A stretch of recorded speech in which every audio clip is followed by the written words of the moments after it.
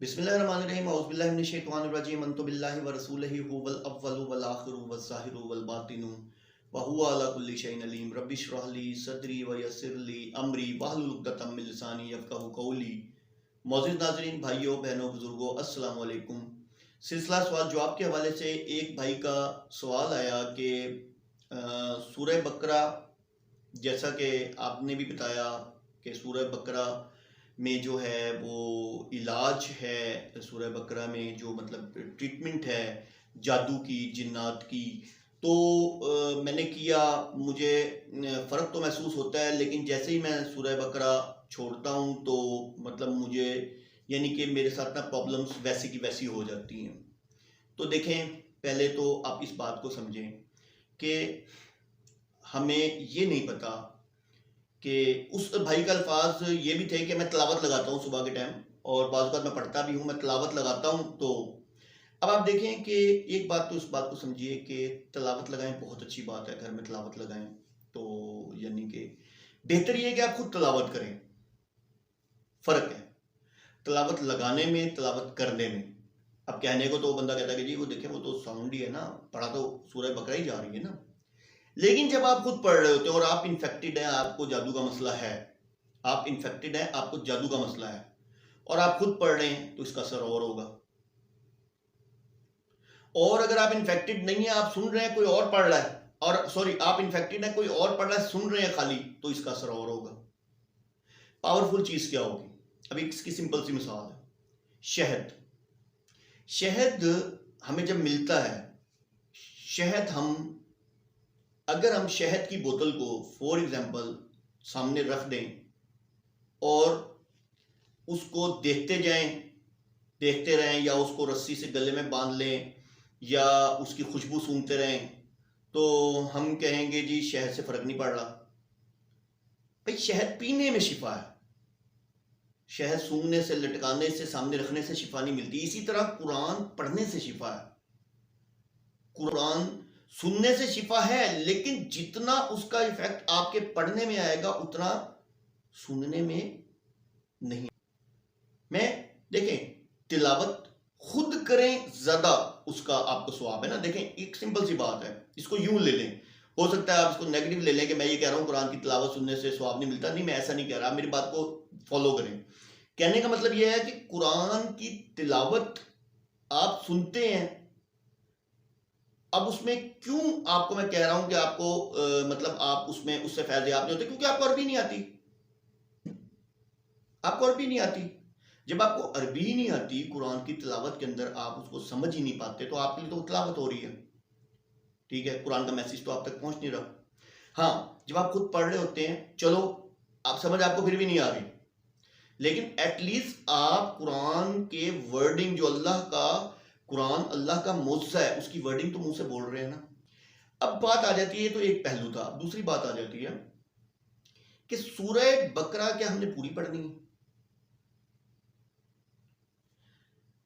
अल्लाह के रसूल सल्लल्लाहु अलैहि वसल्लम ने जब यानी कि सूरह, ये जो जब दुनिया बनी थी ना, तो इससे 2000 साल पहले सूरह बकरा की 2 आयात, ये जो 2 आयात थी, ये पहले लिखी जा चुकी थी। अल्लाह ताला ने ये पहले लिख दी थी। ये 2 आयात अल्लाह ताला ने पहले लिख दी थी। इनकी बरकत इतनी है, इनकी फजीलत इतनी है। कौन सी 2 रकात? 2 रकात सूरह बकरा की आखिरी 2 रकात। सूरह बकरा पूरी पढ़ें, बहुत अच्छी बात है, फजीलत है। सूरह बकरा की आखिरी 2 रकात की जो फजीलत है, उसकी तो उसके पास तो उसके हवाले से तो बड़ी हदीस अवेलेबल है। यानी कि जो इंसान सुबह सुबह सूरह बकरा की 2 आयात पढ़ लेता है, वो रात तक हर तरह के शयातीन जिनसे महफूज रहता है, और जो रात को पढ़ लेता है वो सुबह तक महफूज रहता है। और जो कंटिन्यूसली पढ़ता रहता है, अगर वो कंटिन्यूसली 1 से 2 दिन पढ़ता रहता है, तो उस घर में 3 दिन अगर वो कंटिन्यूसली पढ़ ले, मतलब मीन के पढ़ता रहे, उसका विरद करता रहे, तो उस घर के अंदर शैतान दाखिल हो ही नहीं सकता। लेकिन ये क्या चीज होगी? ये होगी हिफाजत। ये क्या होगी? हिफाजत। अब सूरह बकरा ने क्या किया, आपके इर्द गिर्द एक दायरा लगा दिया, जिससे ये शयातीन जो हैं, ये चीजें जो हैं, ये आपसे दूर हो गई, आपके करीब नहीं आ सकती। जैसे हम एक शील्ड लगा देते हैं अपने ऊपर कि भाई हमने ये पहन लिया, अब जो है हमारे ऊपर ये चीज नहीं आ सकती, हम पे ये चीज हमला नहीं कर सकती, ये नहीं कर सकती, हमने शीशा लगा लिया। इसी तरह आपके घर के ऊपर, आपके ऊपर आप एक शील्ड लगा लिया आपने, तो आप पे कोई भी शयातीन जिन्नात कोई भी हमला नहीं कर सकते। अल्लाह के रसूल सल्लल्लाहु अलैहि वसल्लम ने फरमाया, ठीक है। अब लेकिन हमें इसका इलाज भी तो करना है। महफूज हो गए हम, अब इलाज कैसे है? इलाज के लिए अल्लाह के रसूल सल्लल्लाहु अलैहि वसल्लम पे जब जादू हुआ था, अल्लाह के रसूल सल्लल्लाहु अलैहि वसल्लम पे जब जादू हुआ था, तो उस टाइम अल्लाह के रसूल सल्लल्लाहु अलैहि वसल्लम पे पहले जब नजर लगी थी, तो अल्लाह के रसूल सल्लल्लाहु अलैहि वसल्लम पे जिब्राइल अलैहिस्सलाम एक दुआ लेके आए, तो उन्होंने अल्लाह के रसूल सल्लल्लाहु अलैहि वसल्लम को बताया, वो दुआ अल्लाह के रसूल सल्लल्लाहु अलैहि वसल्लम ने पढ़ी।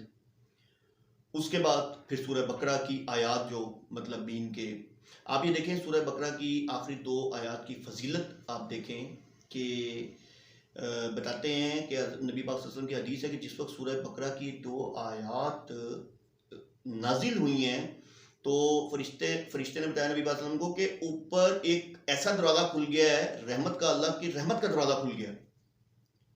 यानी कि वो हदीस के वर्ड्स ये हैं कि ऊपर आज एक मतलब कोई और ही माहौल है ऊपर, यानी कि एक अजीब सा माहौल है।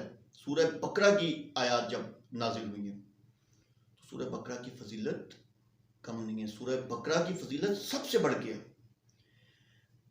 उसके बाद क्या हुआ कि जब अल्लाह के रसूल सल्लल्लाहु अलैहि वसल्लम पर जादू हुआ, तो अल्लाह के रसूल सल्लल्लाहु अलैहि वसल्लम पे नाजिल हुई कुल औज़ु बिरब्बिल फलक, कुल औज़ु बिरब्बिन नास। अब ये क्या था? ये इलाज था, ये इलाज है, वो तहफ़्फ़ुज़ है। यानी कि आपने तहफ़्फ़ुज़ तो कर लिया। फॉर एग्जाम्पल, आपको खांसी हुई, आपको बुखार हुआ, आपको पता है बुखार में नहीं नहाना, आपने उसका तहफ़्फ़ुज़ कर लिया। आपको पता है खांसी है, खट्टी चीज नहीं खानी, ठंडी चीज नहीं खानी, हमने उसका तहफ़्फ़ुज़ कर लिया। लेकिन जब तक हम उसका इलाज नहीं करेंगे तो क्या होगा? उसका आपको बेनिफिट नहीं होगा।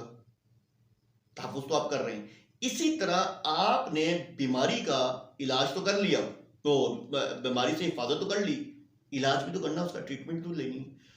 तो आप साथ सूरह बकरा के साथ आप कुल औज़ु बिरब्बिल फलक और कुल औज़ु बिरब्बिन नास पढ़ेंगे। जब आप सूरह बकरा की आखिरी 2 आयत पढ़ते हैं, तो उसके बाद आप कम अज कम भी 11-11 दफा सूरह फलक और सूरह नास पढ़ेंगे। अल्लाह के रसूल सल्लल्लाहु अलैहि वसल्लम पे जब जादू हुआ था, तो अल्लाह के रसूल सल्लल्लाहु अलैहि वसल्लम ने तमाम बाकी सारी चीज़ें छोड़ दी थी। हर नमाज के बाद 3 दफ़ा कुल औज़ु बिरब्बिल फलक, कुल औज़ु बिरब्बिन नास पढ़ते थे, अपने हाथों पे फूंकते थे, अपने पूरे जिस्म पे फेरते थे। तो आप क्या कर सकते हैं? आप हर नमाज के बाद इस तरह कर लें, या सुबह की नमाज के बाद, फजर की नमाज के बाद आप सूरह बकरा की आखिरी 2 आयत पढ़ें, और 2 आयत पढ़ने के बाद आपने क्या करना है? कुल औज़ु बिरब्बिल फलक, कुल औज़ु बिरब्बिन नास 11-11 दफ़ा पढ़ लें, और हर नमाज के बाद 3-3 दफ़ा पढ़ लें। इंशाअल्लाह अज़्ज़ा वजल कितना ही पुराना जादू हो, कितना ही पुराना कोई मसला हो आपके साथ, वो दूर हो जाएगा। तो हिफाजत प्लस इलाज ये है। आप ये करके देखें, इंशाअल्लाह अज़्ज़ा वजल आपको, अल्लाह ने चाहा तो शिफा मिन जानिब अल्लाह है, इंशाअल्लाह अज़्ज़ा वजल आप इन चीज़ों से महफूज भी हो जाएंगे और ये आपसे दूर भी हो जाएंगे। जो अल्लाह ने हमें कुरान से इलाज दिया है, कुरान से इलाज दिया, और अल्लाह के रसूल सल्लल्लाहु अलैहि वसल्लम ने हमें बताया है, उससे बड़ा तो कोई इलाज ही नहीं है ना। हमें किसी काहिन के पास जाने की जरूरत नहीं है। काहिन कौन है? काहिन जादूगर को बोलते हैं, जो किसी भी तरीके से जादू करता है, शयातीन की मदद से, किसी की मदद से जादू करता है। हमें उससे बचना है, क्योंकि अल्लाह के रसूल सल्लल्लाहु अलैहि वसल्लम ने फरमाया, जिसने काहिन यानी जादूगर, जिसने जादू किया, जादू करवाया, ठीक है, जादू करने वाला, ये सारे के सारे काफिर हैं। तो इनसे बचें, खुदा के लिए इनसे बचें और अपना ईमान बचाएं।